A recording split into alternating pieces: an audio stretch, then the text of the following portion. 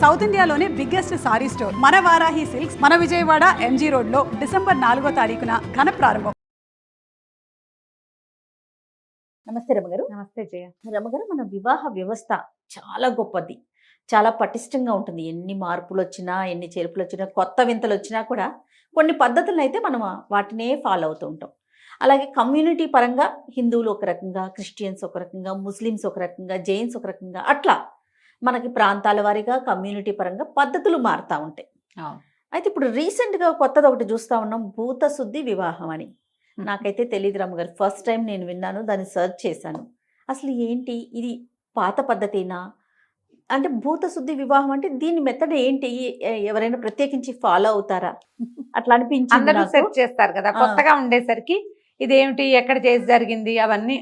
అవునవును, కొత్తగా వింత జయ. ఎప్పుడు కూడా ఇప్పుడు వివాహ విధానాలు ఉన్నాయి మనకు కూడా, మన దగ్గర కూడా తెలుగు రాష్ట్రాల్లో మనమే మాట్లాడుకుంటే, ఆంధ్ర ప్రాంతంలో కానీ తెలంగాణలో కానీ కమ్యూనిటీ పరంగా ఒక్కొక్క కమ్యూనిటీకి ఒక్కొక్క రకమైన వివాహ ప్రక్రియ ఉంటుంది.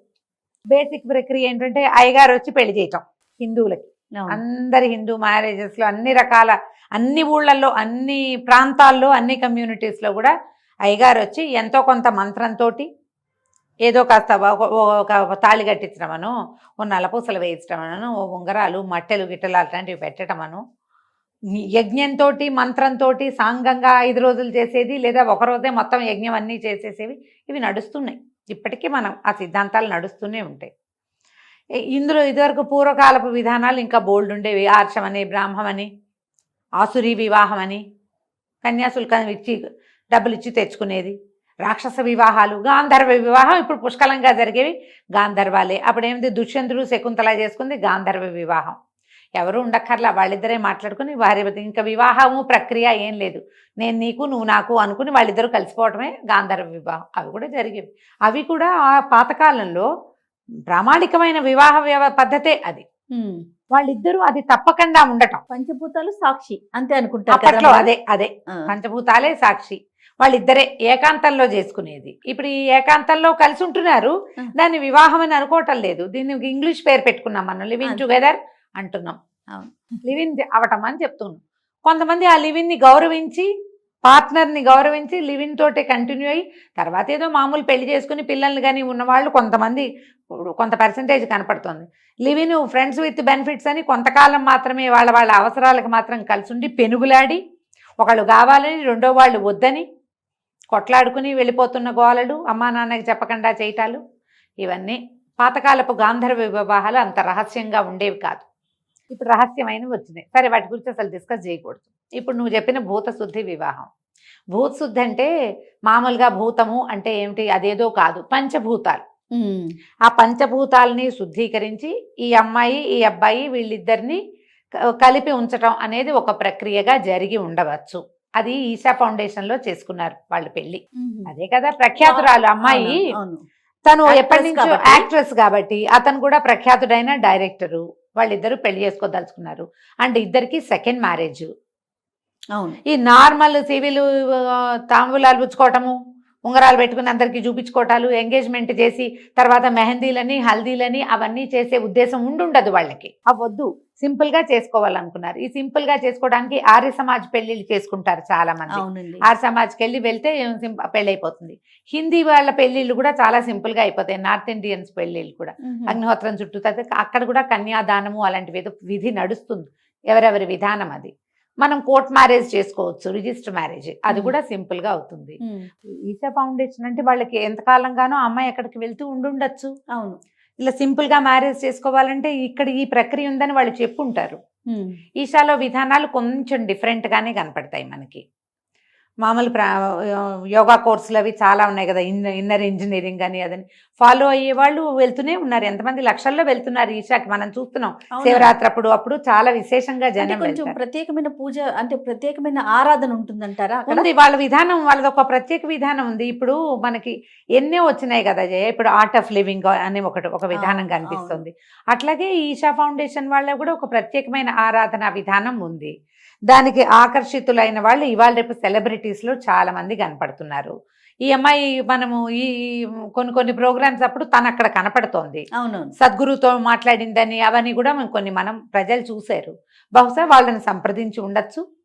ఇక్కడ మీరు పెళ్లి చేసుకోవచ్చు, భూతసిద్ధి వివాహం ఇది చాలా వాళ్ళు ప్రవేశపెట్టింది. ఆహా. ఎందుకంటే ఈచాలో లింగభైరవి ఆరాధన ఉంది. అవును. లింగభైరవిని మనం ప్రపంచంలో ఎక్కడా చూడం. వారి దగ్గర ప్రత్యేక ఆరాధన విధానం ఉంది, కనిపిస్తోంది ఒకటి. తర్వాత అక్కడ ఒక ధ్యానలింగం ఉంది, అది బాగుంటుంది. అక్కడికి వెళ్ళిన వాళ్ళకి అది నచ్చుతుంది. ఇప్పుడు మనం కూడా ఉంటారు కదా, బిలీవర్స్ ఉంటారు. ఇప్పుడు మనకైనా అభ్యంతరం ఏం లేదు, విధానమే అది. అందులోంచి కొంచెం ప్రత్యేకమైంది. వెళ్తారు ఆ జనము.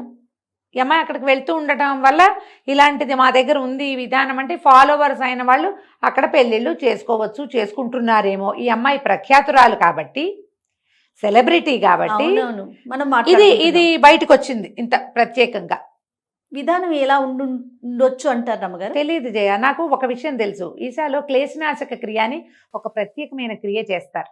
ఇది ఏంటంటే మన దిష్టి తీయటం లాంటిది. ఏవైనా ప్రాబ్లమ్స్ లో ఉన్న వాళ్ళు, చాలా ఇబ్బందుల్లో ఉండి మనకి జనఘోష తగిలింది, దిష్టి తగిలింది, లేదా ఏదో మన ఒక బరువు మోస్తున్నట్టుగా ఉంటే ఈ క్లేశనాశక క్రియ చేయించుకోవచ్చు. వారికి అడ్వర్టైజ్మెంట్ చేస్తున్నానని భావించకండమ్మా, ఇది అక్కడ జరిగే ఒక విధానము. నాకు కొంతమంది స్నేహితులు చెప్పారు, నాకు స్వయంగా ఆరా పుల్లింగ్ చేస్తారా? ఆరా పుల్లింగ్ లాంటిది. ఇప్పుడు మనం దిష్టి తీయంగానే ఆరా పుల్ మనకు తెలుసు. అక్కడ ఇంకా కొంచెం ప్రత్యేక విధానంతో చేస్తారు, అగ్నితోటి, తర్వాత వెలిగించి కాకడ అది కూడా దిగదీర్చి చేయటం, అట్లాంటి విధానాలు అక్కడ ఉన్నాయి. వారు ఇలాంటిది ఏదైనా ఒక పద్ధతి ప్రవేశపెట్టి ఉండుండొచ్చు. మరి ఏదైనా మంత్రంతో చేస్తారా, క్రియతో చేస్తారా అనేది భూతశుద్ధి వివాహం అని రాయబడింది. కానీ వీళ్ళ పెళ్లి విషయం బయటకు వచ్చినప్పుడు ఏం చేశారు అనేది తెలియలేదు. ఫొటోస్ లో మాత్రం బాగా కనపడింది ఏంటంటే చిల్లర కుప్పలు రాసులుగా పోసినైతే కుంకుమ, పసుపు అలాంటివన్నీ కనపడ్డాయి. మరి ఏమైనా సాంబ్రాణి అవి వెలిగించి ఏదైనా హారతులు ఇచ్చి అట్లా చేస్తారేమో. ప్రక్రియని దగ్గర నుంచి చూసిన వాళ్ళు ఎవరైనా ప్రపంచానికి ఇది భూతశుద్ధి వివాహం అని తెలియజేస్తే ప్రజలందరూ తెలుసుకుంటారు. మనకి పురాతన విధానాల్లో ఇలాంటి వివాహం లేదు. పైగా ఇంకొకటి, ఇప్పుడు మూఢం, ఇది 28వ తారీఖు నుంచి మనకి మూఢమి ప్రవేశించింది. ఫిబ్రవరి ఇంచుమించుగా 13వ తారీఖు దాకా అంతా మూఢమే ఉంది. ఇప్పుడు వివాహాది క్రతువులు జరగవు. దేనికి అవి ఎప్పుడు జరగవు? ముహూర్తం పెట్టాలంటే, ప్రత్యేకమైన ముహూర్తం కావాలంటే ముహూర్తాలు పెట్టుకోవడానికి వీల్లేదు. ఈ రోజుల్లో ముహూర్తాలు ఉండవు. ఇది ముహూర్తం చూసే చేసే వివాహం కాదనమాట. ఆర్య సమాజ వివాహం లాగానే వాళ్ళు కూడా ఏం లేదు, మనం ఏదైనా ఒక టైం ఫిక్స్ చేసుకుని వెళ్తే పెళ్లి చేసేస్తారు మనకి. వీళ్ళు కూడా అలాగే చేసి ఉండొచ్చు. వాళ్ళ విధానం ప్రకారం ఏదో గుడ్ డే, మంచి రోజో సమయమో చూసుకుని ఉండొచ్చు. అక్కడ పద్ధతి ఉంటుంది కాబట్టి. అవును, వాళ్ళ పద్ధతి ఉంటుంది, వాళ్ళకేదో పద్ధతి ఉంది. ఆ పద్ధతి ప్రకారం వధువు వరుడు ఇద్దరు ఉండాలి, మరి వాళ్ళ పెద్దవాళ్ళు ఉండాలి, స్నేహితులు ఉండాలి, అలాంటిది ఏదో ఉండుంటుంది. ఈ పసుపని కుంకుమని కనపడుతున్నాయి. తాళిబొట్టు కట్టినట్టు అలాంటివి మనకి కనిపించలా, దండలు వేసుకున్నట్టు మాత్రం కనిపిస్తున్నాయి. అందులో ఇంకా ఈ తాళి ఇది ఉండుండద్దు. అలాంటి నమ్మకాలు ఉండొచ్చు, ఉండకపోవచ్చు, ఏదైనా తెలీదు. ఇప్పుడు వీళ్ళిద్దరు పెద్దవాళ్ళు కదా, ఇందులో ఫ్యామిలీ ఇన్వాల్వ్మెంట్ ఉండే అవకాశం లేదు. పిల్లలు అనుకో, ఫస్ట్ మ్యారేజెస్, యంగ్స్టర్స్ అప్పుడే వివాహ జీవితంలోకి అడుగు పెడుతుంటే పేరెంట్స్ తాలూకు ప్రభావం ఉంటుంది కొంత. ఎక్కడైనా అది జరిగేదే కదా. ఇద్దరు చాలా పెద్దవాళ్ళు, వయసున్న వాళ్ళు, జీవితాన్ని చూసున్న వాళ్ళు, వీళ్ళకి పెద్దల ఒప్పుదల, పాతకాలపు విధానాల మీద నమ్మకము ఉండుండకపోవచ్చు. పైగా ఈశా మీద నమ్మకం ఉండొచ్చు. ప్రధానంగా ఇది రమ్మగారు, వారికి ఇది నమ్మకం పాయింట్, అందుకని వెళ్ళుంటారు. మంచిదేనమ్మా. ఇప్పుడు ఎవరికైనా జీవితం రాటన్ అయిపోకూడదు. ప్రతి వాళ్ళు తమ జీవితంలో ముందుకెళ్ళాలి. జీవించి ఉన్నంత కాలం ముందుకు వెళ్తూనే ఉండాలి. వాళ్ళు ఏ విధానాన్ని సెలెక్ట్ చేసుకుంటారనేది పూర్తిగా వారి వ్యక్తిగతం, అంతే కదా. ఇప్పుడు ఇది పబ్లిక్లోకి వచ్చింది కాబట్టి అందరూ మాట్లాడుతున్నారు. ఎవరైనా అసలు ఎందుకు మాట్లాడాలి ఒకళ్ళ గురించి? మనకు అవసరమా? ఇందులో ఒక ప్రత్యేకమైన విధానం కనపడుతోంది కాబట్టి మనం మాట్లాడుకుంటున్నాం. కానీ నేను సమంతని చాలా సంతోషంగానే తలుచుకున్నా. పోనీ ఈ అమ్మాయి ఇక్కడ ఆగిపోకుండా, ఏదో ఒంటరితనంతో బాధపడకుండా చక్కగా జీవితంలో ముందుకెళ్తుంది. ఇంతకు ముందు కూడా ఇలాంటివి జరిగినాయి. మనం అప్పుడు కూడా నేను ఎప్పుడు అప్రిషియేట్ చేస్తాను. కుదిరిందా ఉన్న బంధాన్ని కాపాడుకోవడానికి ట్రై చేయండి, మ్యాక్సిమం పుల్ చేయండి, అక్కడ సరి చేసుకోవడానికి. అవలేదు, అక్కడ ఉండి కుంగి కునారిల్లిపోయి భూస్థాపితం అయిపోవద్దు. కొత్త ముందుకెళ్ళండి, జీవితాన్ని ప్రారంభించండి. ఎవరైనా ముందుకెళ్ళవలసిందే కదా. అవును రమ్మగారు. పెనుగులాట ఎందుకు, ఎక్కడో చోటకి వెళ్ళండి. వాళ్ళకి నమ్మకం ఉన్నది చేసుకున్నారు. వాళ్ళిద్దరూ కలిసి ఉండటానికి ఏదో ఒక ప్రక్రియ దీన్ని తీసుకున్నారు. వాళ్ళు కలిసే ఉంటే మీరు నేను మాట్లాడేది అడిగేది ఏమీ లేదు, వాళ్ళ ఇష్టం అది. కానీ ఇది ఒక ప్రక్రియ చేసి దీనివల్ల ఏంటంటే తమ జీవితాల్లో వచ్చే ఏ అబ్స్టకల్స్ తొలగిపోతాయని వాళ్ళు నమ్మేరో అదేదో చేసి ఉంటారు అంతే. ఎవరైనా దీని మీద అవగాహన ఉన్న వాళ్ళు ఈ భూత శుద్ధి ఇలా జరుగుతుంది అని తెలియజేస్తే, అంటే ఆల్రెడీ ఫాలోవర్స్ గా ఉన్న వాళ్ళైతే దీన్ని ప్రిఫర్ చేయొచ్చు కూడా. ముందు ముందు మనం అవి కూడా చూస్తాం. ఇప్పుడు మన దగ్గర నుంచి కూడా ఆర్య సమాజ వివాహాలు చేసుకుని వాళ్ళు కోర్టు మ్యారేజ్ చేసుకుని, అంటే ఏదేమా రిజిస్టర్ మ్యారేజ్ చేసుకుని రిసెప్షన్స్ ఇచ్చే వాళ్ళు ఉన్నారు కదా, జరుగుతాయి అట్లా.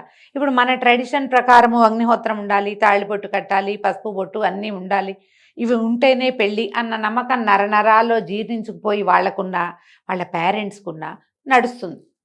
అన్ని విధానాలతో పాటు కొత్త కొత్తవి చాలా వస్తున్నాయి, అందులో ఇదొకటి. ఏదైనా వీళ్ళు ఏంటంటే ప్రపంచానికి తెలిసి ఒకటవటమే ఒక మంచి సైన్గా నేనైతే భావిస్తున్నాను. ఏదో కలిసి ఉండి ఏమి ఇస్తారు సమాజానికి చెప్పు, ఇప్పుడు ఇది మంచిదే కదా అది.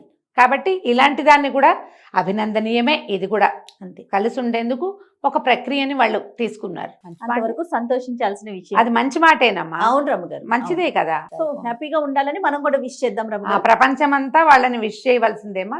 వారు ఎన్నుకున్న ఈ కొత్త ప్రక్రియకి శ్రీకారం చుట్టారు. ఏదో ఆల్రెడీ కొన్ని అయి ఉంటాయి అక్కడికి, మనకు తెలియదు. అవునవును రమ్మ గారు, సెలబ్రిటీస్ కాబట్టి ఈ విషయం బయటకు వచ్చింది, వెలుగులోకి వచ్చింది. కానీ ఆ ఫాలోవర్స్ కి తెలిసే ఉంటుంది. వాళ్ళలో ఎవరైనా అక్కడ పెళ్ళిళ్ళు చేసుకోవటం అలా జరుగుతూ కూడా ఉందేమో, మరి మనకు తెలియదు. ఖర్చు తక్కువ అవుతుందా, సమయం తక్కువ పడుతుందా, ఆ విధానం ఏదైనా ఆసక్తికరంగా ఉంటుందా, అది మెల్లిగా మనకు తెలుస్తుంది, ప్రపంచానికి తెలుస్తుంది, అందరికీ తెలుస్తుంది. అంటే సమంత ఇలాంటి సెలబ్రిటీస్ కి ఖర్చుతో పనేముంది, పని లేదు. మీరు అన్నట్లుగా అదేదో ఆసక్తికరం అయి ఉండొచ్చు రమ్మ గారు. అదే. రైట్ రమ్మ గారు, నమస్తే. నమస్తే.